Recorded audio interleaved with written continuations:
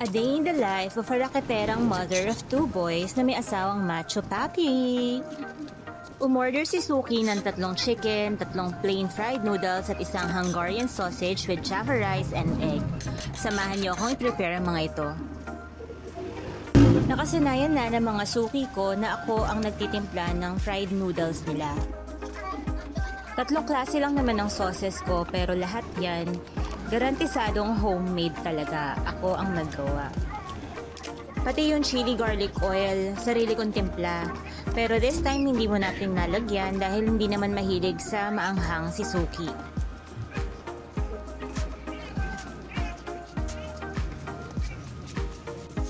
Itong version ko ng Kanto Fried Chicken ay mabenta rin naman talaga.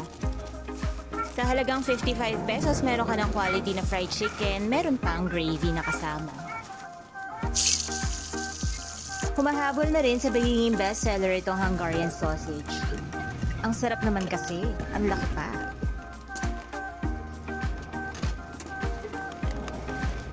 Orders complete na. Pinagsama-sama ko na sa isang plastic bag kasi sayang din naman, dagdag basura pa. After deliver, gusto ko lang buy mo itlog, coaster, crispy patata, crispy patata. O diba, ang daming habilin, yung tubo ko, ubos na agad. Hi, vlog. Hi, vlog na. Dali na. Go. Vlog, vlog.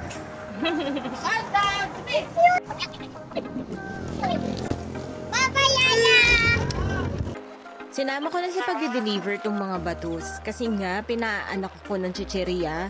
Magsasnacking daw sila.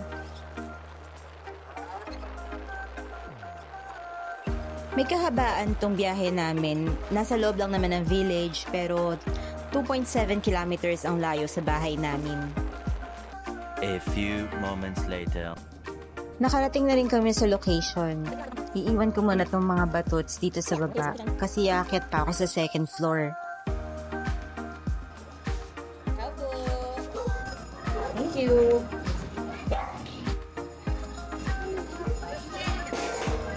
Kiddos. I want ice cream. Thank you. Oh, cheers. Cheers.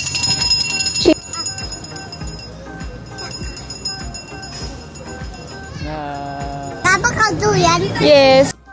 Na-drop ko na yung order. Iuwi ko na muna itong mga bata at ako na lang pupunta sa grocery. Kasi mukhang pati yung puhunan ko mazizero din pag sinama ko pa sila. Kayo ba mga inay, nakaka-relate ba kayo? Comment down below. Kwentuhan tayo.